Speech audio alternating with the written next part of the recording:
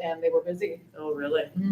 Yeah, Metalcraft would have sponsored them if I would have been able to nail them down. Okay. I'll call the CDA meeting order at 5 PM. Please take the roll. Mayor Belk, Present. Alderman DeBaker, Here. Sue Wilderman. Here. Melissa Worthington is not here. Steve Caves. Here. Bobby Evan and Molly Henkel are also both absent, but we do have a quorum present. All right, please stand for the pledge of allegiance. Pledge allegiance to the flag of the United States of America and to the republic for which it stands, one nation, under God, indivisible, with liberty and justice for all.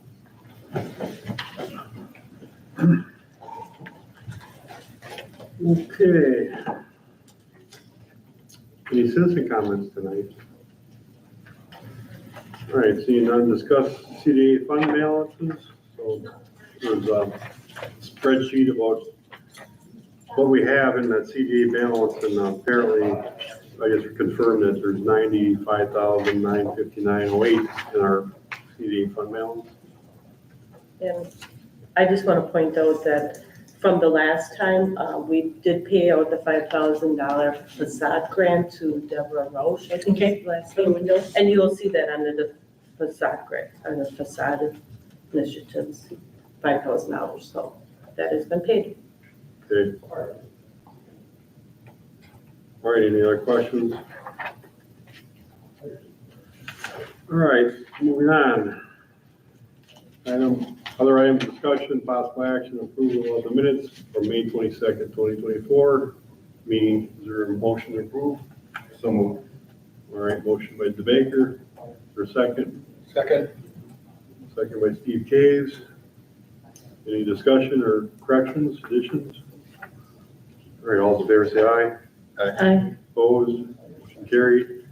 Discuss with possible action, Christmas decorations. So, want to give a short Do you want me to- presentation? Sure. Just state your name and address, I guess, too. Dawn Gint from Main Street Mayville at 10 South Main, and I'm at 31 South Almakeekowski.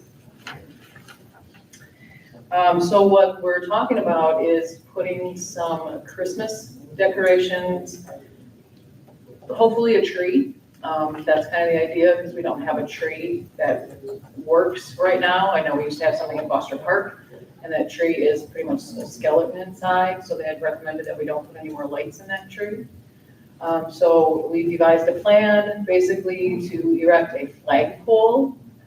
So if you look in the packet that you have, you'll see basically it would be putting in a flagpole that would need to be concreted into the ground. Obviously, we would want to purchase the flags as well, so it could be used all year round. And then basically the lighting, would be the strands that would come down to the ground and be attached to the ground to form the tree. There's a number of different places where it could go. I kind of just worked something up. I'll just pass it around to you guys if you want to pass that down to you when you're done.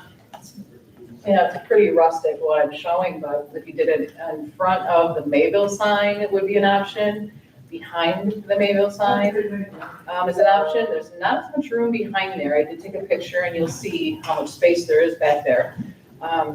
But again, so the thought is that it's about a 20-foot tree. So comparatively, 20 feet is probably the height of a 2-story building. Then you could also do in front of the red brick building, closer to the road.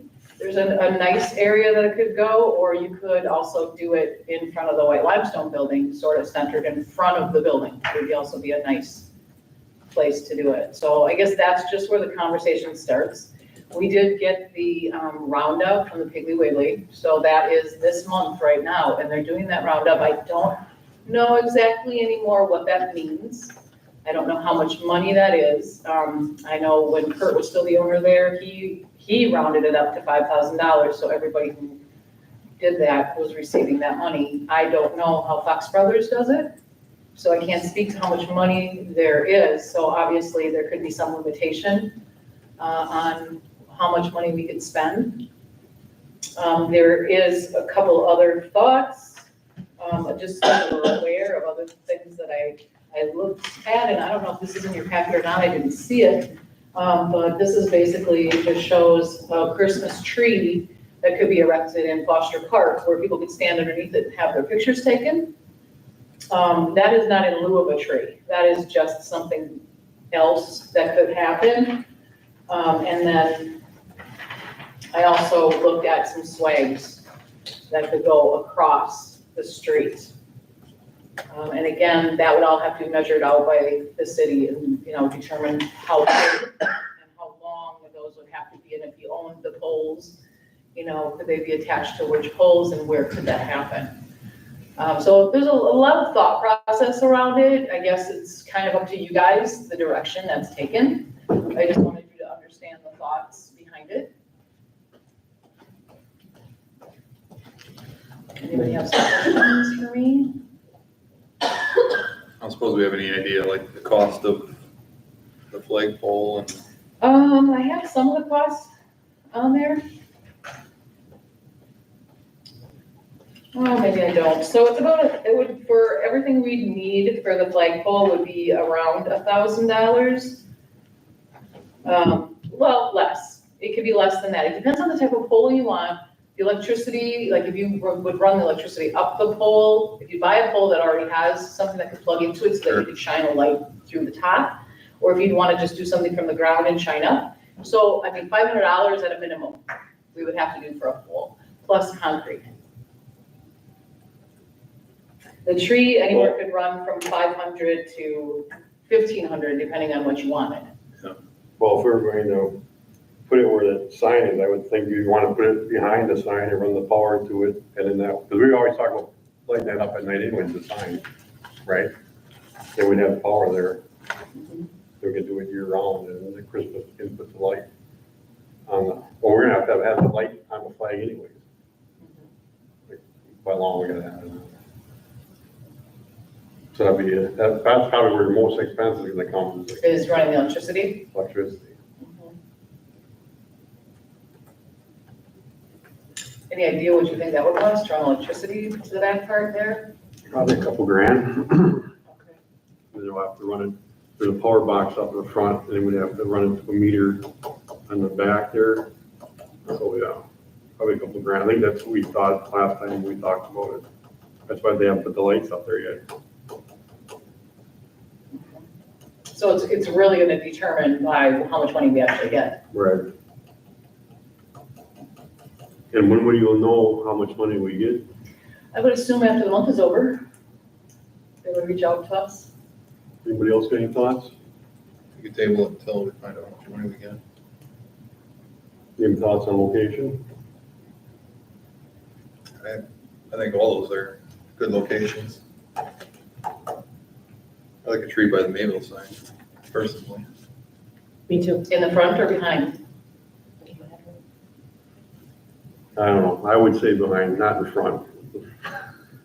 Just because we're gonna have a big flagpole right in the middle and take away from the sign and put it up. I would think. Is it feasible behind? Doesn't look like there's much room behind it. There's not a lot of room back there. So obviously with those, it depends on how long it is and how wide your tree is. You know, you could have your tree skinnier and then your diameter wouldn't be as big. You know, so it depends on how far out you would go. We would just need to measure the maximum distance we would have from center in order to figure that out. Well, that's what I thought we'd put behind it. Here's the other problem with that location is that to put that Mayville sign in, it took an act of God for me to get the footings in. Because we weren't supposed to be digging more than a foot down. Why is that? Because It was a gas station. it's all contaminated and the DNR's got all its restrictions on it. And I pretty much had to beg them to freaking let us put the footings in. Oh, okay. And they were, Flagpole's gonna have to go farther than a foot down.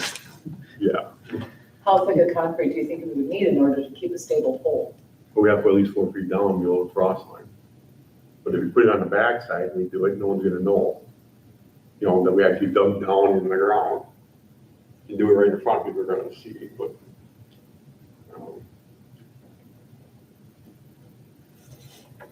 By the limestone building too is a good spot. I like that as a secondary thought as well. Right, the one where in this one, Yep, Right. yep. right. That would be my second choice also.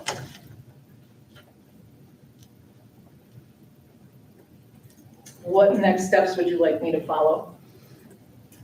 You want me to contact somebody about getting an electricity quote for over there and, Yeah, I guess maybe contact Encore and see what it costs to trench it into the side or back of the sign, and then, we'll have a better number what we have for donations next month, right? right, So, I can do that. okay. We'll put that on the agenda for next month. Motion to table, Is there a motion table? Yeah. Second. I'll second it. Any more discussion? All in favor, say aye. Aye. All right, thanks. Yep. Discuss the possible action, the Mayville Housing Development, Future Development. Oh, I put this on the agenda, so, we are looking at some, pretty much this board is supposed to be for housing, right? And, there's a couple spots like on Clark Street, south of the nursing facility, and there's 5 acres there. And it was sold, and the developer that bought it said that potentially we could get that property back. That could be a potential site. I think we figured if we get 10 lots out of there, and we'd have to put the improvements in. But that'd be 10 lots, but I guess, we already got some housing going up for residential, right? I think a lot of the need is like a side-by-sides, so people get out of their homes and go to the next step. What do you guys think would be the need for housing as far as housing goes? Side-by-sides? or- Side by side, one level. Yep, because there's a waiting list for those ones down off of Mary Street. Maple area, and actually that was a thought too, is that, we could contact that guy and just say, hey, we could try to work out something. There's a couple other developers who could try to work something out with. That's in a TIF district there, so we could potentially put the improvements in and then try to work something out with the land. Initially, wasn't there gonna be more built down there, or not? Well, initially, how this has all happened is that the city was gonna buy it for $125,000, and we already had a contractor who's gonna put 4 18-unit complex in for the price of the land. So we could have got the whole thing done for 125, and I left office. The new mayor he didn't think we should be in the business of buying property, so that's where it's at. Now someone else bought it. So. And then the other thing is over by the golf course, there's a woods, 15 acres, guy in Bill Mookie subdivision back in there. That's a potential spot for residential homes. That guy's already talked to the city planning commission about trying to do something there, but that's another potential, and that would, I think I estimate, we probably get 30 lots out of there. Go behind, High Street down to the golf course, is that what we're talking? No, like from the golf course, like where Bill Mookie's entrance is there, Mhm. just to the east of there, Okay, we have easement rights that goes along that woods line. okay, And we could put our utilities in there, and then we'll cul-de-sacs into the woods.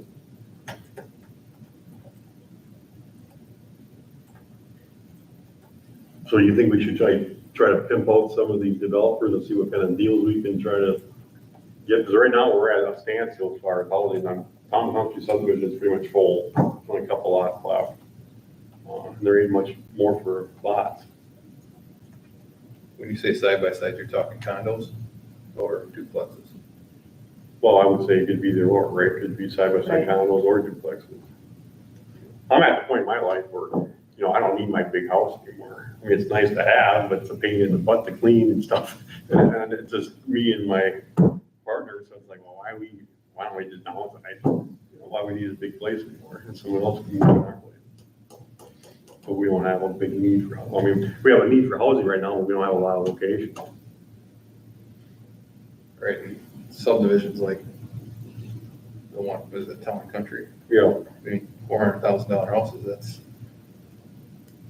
That's pretty high end for Mayville. I mean, I would think that, That's what they're something, going, that's what they're going for, so. right, Yeah, something a little more affordable would be beneficial. right. Right, but how do you get it, I mean, the only thing you can do is for affordable, would be like side by sides. Right. It'd be a little bit better pricing. The ones down by Maple, them aren't actually owners. Right, they rent. They rent from the guy. And then he's not happy with the city because he didn't want to build the street to our specs. They cost more. So he decided to put it into a planned unit development. So he's responsible to maintain this street, shovel, and everything else, which he doesn't want to do. Well, you agree to the planned unit development, that's the part of the deal. So.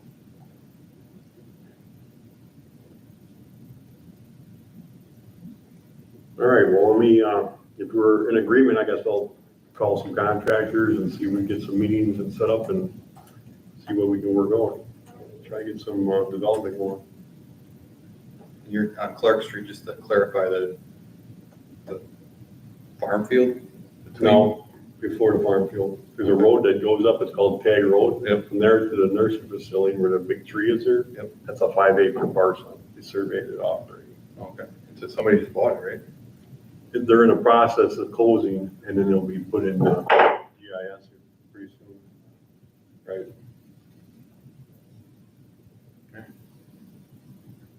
All right. All right, and we don't have it listed, but in the future, we'll have future agenda items. So if you have anything you want to put on here, we can discuss it in the future. So. All right, was there a motion to adjourn?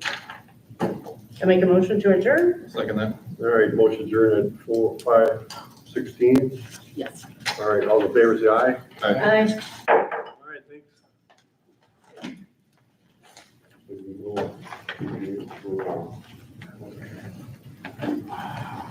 Come in my office, I think I got a number.